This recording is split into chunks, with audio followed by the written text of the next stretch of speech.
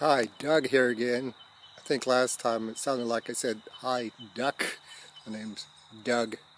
I mentioned that I was going to talk about some of the things I did to this bike. And,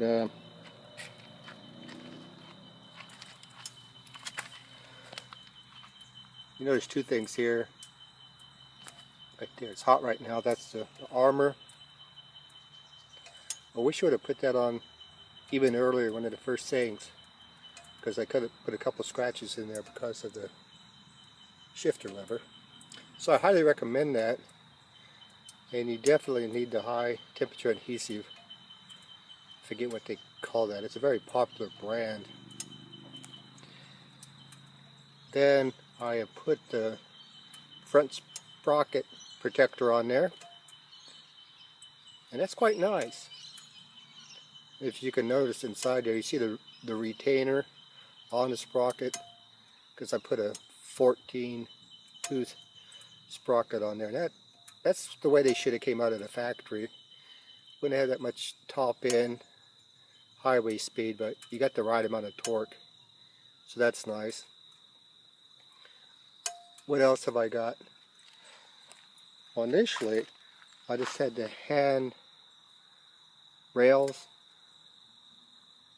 then I worked up to the free luggage rack that came with it, which this isn't, and I replaced this with the B&B Off-Road Engineering luggage rack. It's two pieces here, aluminum, very nice, and then this other spot, like 200 something bucks altogether, more than 200. It's 190 or something with just bottom piece, and then extra 70 or something for the top one. Seems like it's around 270. I might have a, but that's nice. I've seen a lot of them. What I'm doing is I'm going with the shiny look, chrome, aluminum. Most of it's chrome. Then on this side, some more of the body armor with that high heat adhesive, which you have to have. And then that's from the same company, the B&B stuff. Then this oil cooler protector, which I think is a good investment, especially if you go in the bush. Over here you get a lot of sticks come up, and it would go right through that cheap one that was on there. I definitely replace that. Definitely put those things on. When I got this bike, it came with a bonus pack with these Barkbuster aluminum or magnesium, whatever kind of material it is. Definitely, you need those, because you're going to lay it over. Let's protect your mirrors.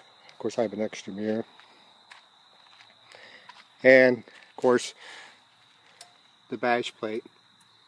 Should always get that. And one other thing, if you're wondering about this, probably wondering, why is this guy still got this front chain roller up there? Because it's had a history of, if a chain comes up, breaks it off, it just takes a chunk of metal out of your frame. Well, I've actually got a nylon bolt in there, so to shear off before to break my frame.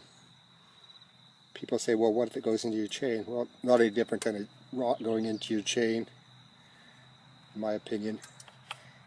Doesn't do a whole lot, but I thought, well, I put a nylon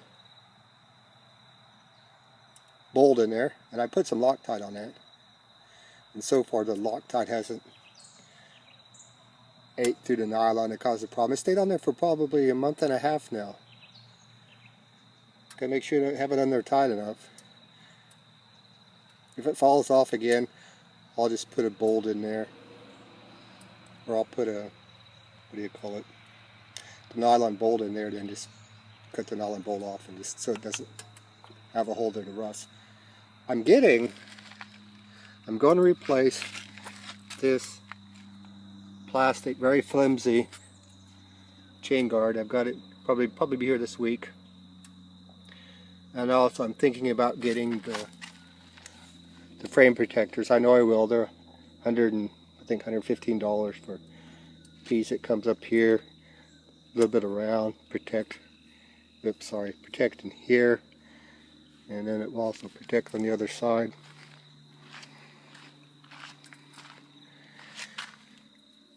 It will protect here, maybe to save some of the stuff. They continue, that company continues to make more armor for this bike all the time. Some of them even have pegs. Some bikes have pegs there that kind of absorb a lot of, that keep the abrasion from a crash from going into parts. If I bash up the tent, I'll probably get an aftermarket tank, sorry. I do want to get some, what they call them, some kind of racks here. Planey or whatever rack, some kind of racks on there that are detachable real quick, so I can take camping stuff with me. But I don't want to have all the racks on it all the time. I think I made a comment last time I was here about the rubbish. Well, exhaust manifold's still here. I don't know if these are Pokemon. Someone's been having a party out here.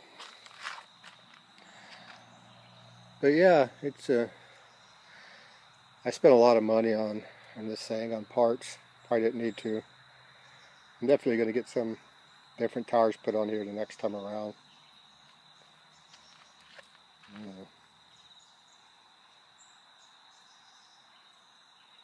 I've got spare tubes. I've got all the stuff to change the tires out. Although I don't have them with me now. I'm only a couple kilometers out of town, and I got my phone, and I had my wife pick me up, and I could hide this in the bush.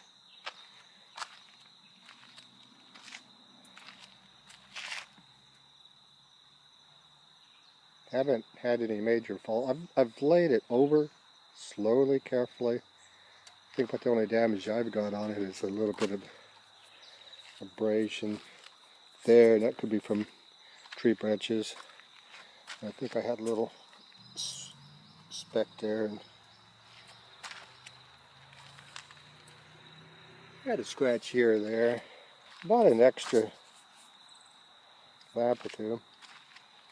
I've noticed that, when you're backing up to turn around, these things are so long, make sure you don't bash your license plate light or get something to smash it up just because you're backing it up. Okay, that's about it for this video.